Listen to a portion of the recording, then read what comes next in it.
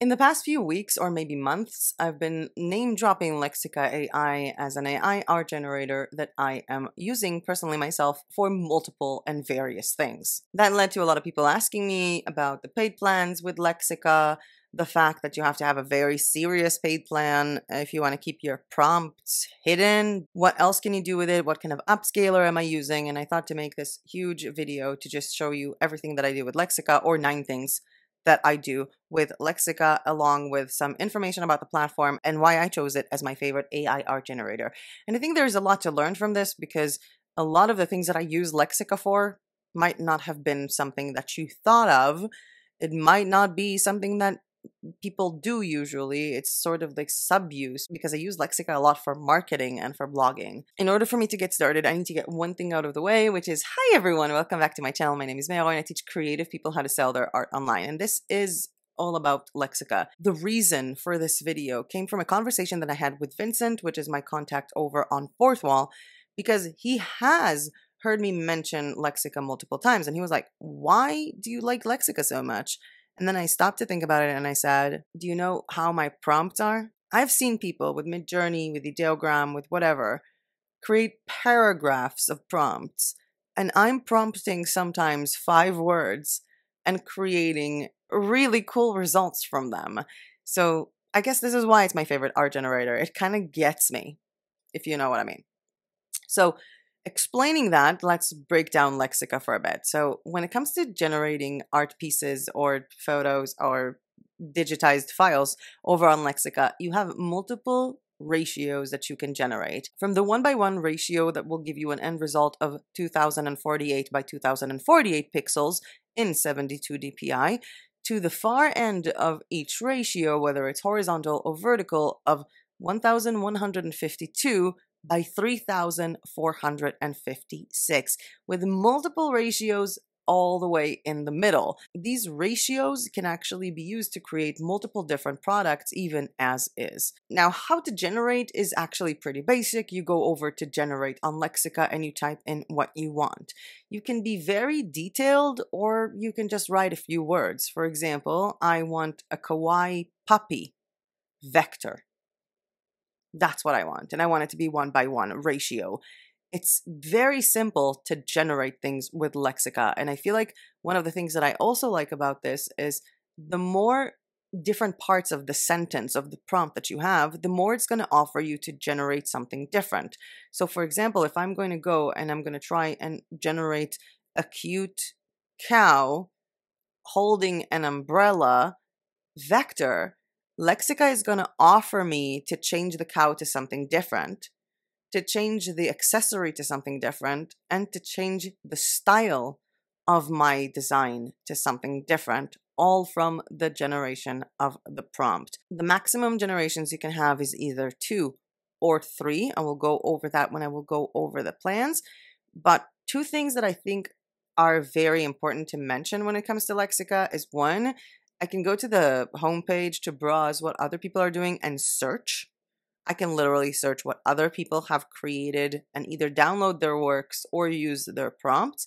And I can also run search on my own creations, which is something that I know a lot of people are missing with their specific AI art generator. Also, the files are being downloaded with the name of the prompt, which is something that I found to be incredibly useful. You can also, of course, regenerate something. Something is not exactly what you want, but you want to try and create something similar to it and see what the system comes up with. Just hit the regeneration button and it will do the work for you. As for the Lexica payment plans, they had a free plan when I first started with them. Now they kind of don't. I think they have a free trial now. I'm not really sure. I'm on the starter plan, by the way, the most basic one. So if I'm looking at monthly prices, we are talking about $10 a month for the starter, Pro with 30, and Max with 60. If you choose a yearly plan, which is billing you per year, you save 20% on a monthly basis, which is $8 a month, 24 and 48. And what are you getting for that? I'm on the starter one, which I pay $8 per month, which is $96 a year, billed yearly. I get 1,000 fast generations per month, no slow generations. I can generate 2 things at a time. I have commercial license for this, and my images are all public. The commercial license, when it comes to solo or normal with the Pro and the Max, relates to the size of your team. I'm one person on my team, so my commercial license being solo is fine for me, and the images are public. I don't care. People told me, don't you mind that people can just take your work? Dude, they can take your work if you upload it to Etsy as well. People have been stealing from each other since the beginning of the internet. I don't think that I need to hide my prompts or to hide my works. I really don't. I've been saying it to a lot of people because since I started this channel, I've had people copying my work, doing exactly what I do. You can copy my work, but you can't copy my marketing and my audience. Ta-da! And that is for $8 a month. If you're going to look below on my specific plan here, you're going to see that I have plus 2,292 out of 2,500 extras used because I purchased extra credits for a specific month that I knew that I had to do a lot more creations. You also have the Pro plan, which builds at $24 a month if billed yearly, which is $288 per year, with 3,000 fast generations, unlimited slow generation, so you can actually generate more, 3 generations at a time, commercial license for teams of 2 to 5, images are public, or the max plan where images are private, a commercial license for a massive team, and 7,000 fast generations per month with unlimited slow generations. More details on their plan page, which is lexica.art/account. Now, the whole point of this video was to talk about why I love Lexica so much or what I use it for. And the first thing that I use it for is for product ideas.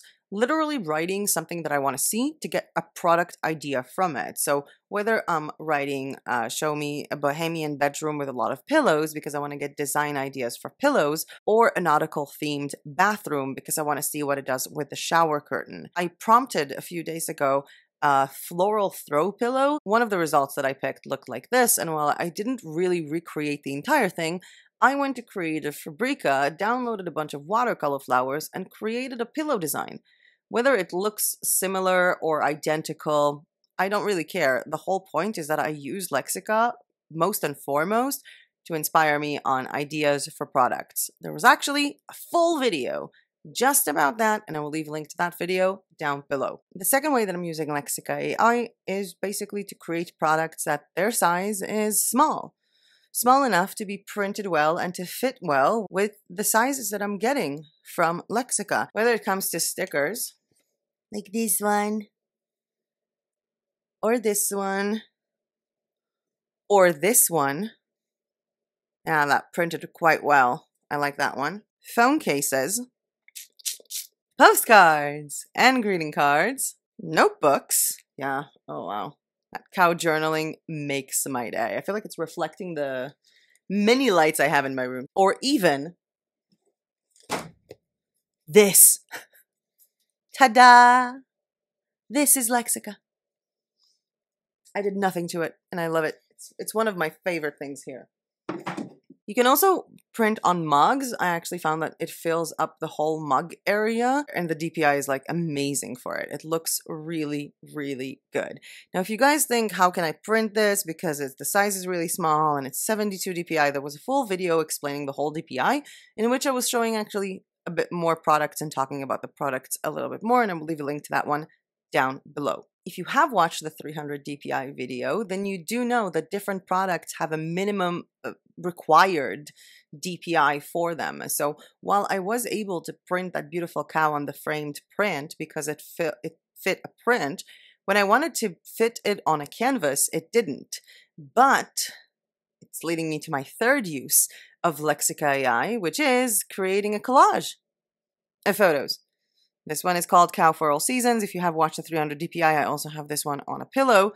But this printed actually quite well with 4 different cows in one print. And you can create that with sunset, sunrise, the same place in all seasons, or different faces, or even one of those, I remember there was this style with like oversaturated or changing the hue, basically taking 4 of these creations and putting them into one. The fourth use that I have for Lexica products is using them as base for wrapper patterns. For example, prompting something like abstract colors, liquid bright pastels, or something like that, taking one of these abstract designs created on Wrapper, the pattern making app, and in this case with the Penrose tiling effect. So it looks actually kind of cool. It looks really cool on a pillow. It looks really cool with a bed blanket. And I can actually use this technique to create products for Society 6 even. And there was a full video on how to create products using Repper for Society 6 and all the sizes you will need. By the way, you can also use this for Redbubble, whether it's to create files that are large enough or to create files that are tiles of a pattern. And at this point, I would like to ask you, please leave a comment down below if you want me to make a Repper Redbubble video. Just putting it out there. Use number 5 for Lexica AI is to create coloring pages. In this case, I would pretty much put in the prompt as the subject of what I want it to be in the coloring page. And then I would put like coloring page, black and white, vector. That's how I do it. But if you use that and you don't get any good results, just go to what other people generated and look at what they wrote to get really good coloring pages. For this case, for example, for my store, the cows, that will be, I don't know, a cow in the field or a cute cow. You can also do that for holidays. And the things that you can do with these coloring pages are, well, print them on small products like postcards and have like coloring postcards, or you can actually make coloring printables from them. The main use that I personally have for that is either to create coloring pages for myself. I love to color. Or with my new project cows in the blog, I will have coloring page freebies in order to generate traffic. So that is a really good thing to have. If you want to generate really fast traffic for your niche, give free coloring pages and then just generate them with AI. Use number 6 for me and Lexica as a base for recreating something later on with Procreate. It's one of my favorite uses. Sometimes I don't want to think about the composition, whether it's a dog eating a pizza or the colors. I really like having an AI do that for me. In this case, I generated an Easter bunny and then I drew it myself. I just created clip art from that myself on Procreate. I also had this cow drinking coffee with flowers around it, which I later on recreated with Procreate, and now I can have it on huge sizes. And also it's in my style. If you guys know the style that I have with these kind of like acrylic brushes and stuff, it's really in my style and I love using that. You can also do that with coloring pages, whether you're generating a coloring page and then redoing it yourself with Procreate, Illustrator, whatever platform or program or app you're using, or even taking a simple photo and creating a coloring page from that. By the way, if you like this video so far or found this content useful, please hit the like button down below because every time you do that, believe it or not, it really does help my channel, and subscribe if you are not yet subscribed. Moving on to number 7, which is going to be the shortest one because there was a full video about that, which is this tumbler with clip art that I made using Lexica. I went into Lexica, I created a vector, or not a vector, I created a JPEG of a vector, a vectorized style. I created my own clip art of this and then I dropped it off at Canva and deleted the background. This is the point where I say I made a full video about that because there are a lot of things you need to consider when it comes to stretching the size and make sure that the result is not going to be blurry. So I will refer you to that video, but yeah, make your own clip art, small clip art from Lexica. Again, how you can exactly do that and what you can do with it when it comes to selling it for print on demand or digital downloads, a full video on that with a link down below. The 8th use that I have for Lexica is for social media. Whether it's creating social media posts for my niche, for example, and I'm running through my phone because I don't know. Let me check. Cow's life. For example, for Valentine's Day, I had, I'm gonna pop this and put it on the screen. For Valentine's Day, I just prompted a cow in a field with roses. And then I just put it up and said, Happy Valentine's Day. It's as simple as that. And the second thing I do for social media is with memes. So I posted, again, snapshot, and it's going to be on the screen. Note to self, never adopt a stray dog when you're drunk, and a photo of a baby cow. Yeah, that photo is from Lexica. That's how I use Lexica for the majority of the time for social media. And 9, last but not least, is for blog posts. Yep, for blog posts. I'm going to give you 2 examples here. The first one is from The Cow's Life that I'm still working on, that website. It's about cowskin rugs for a living room. And in this case, I have the main photo of this blog post made by Lexica.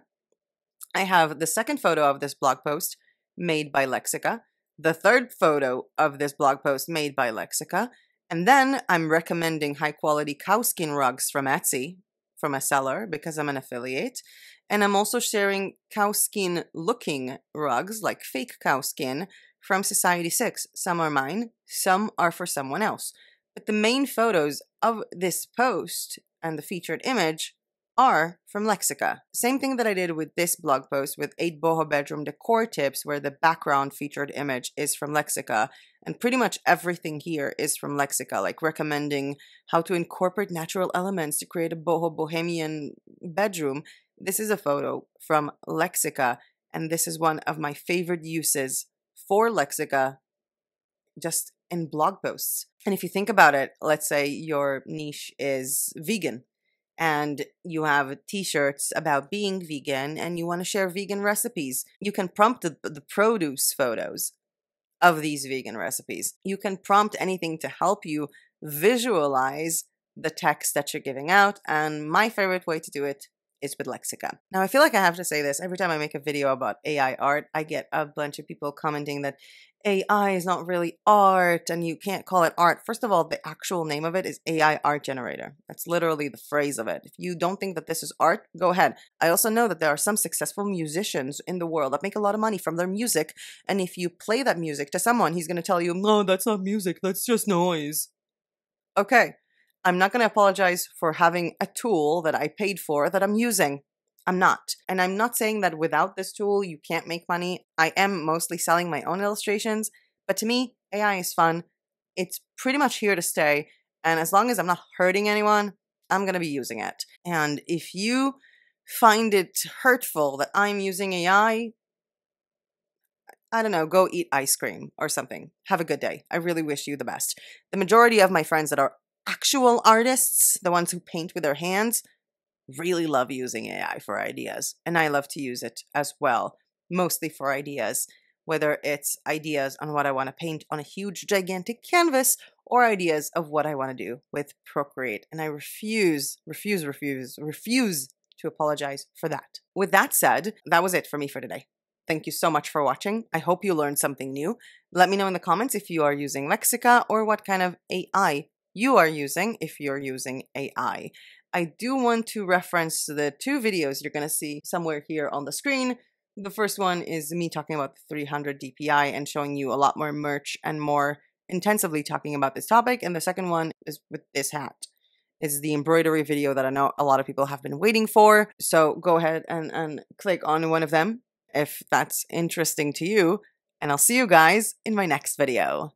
Bye!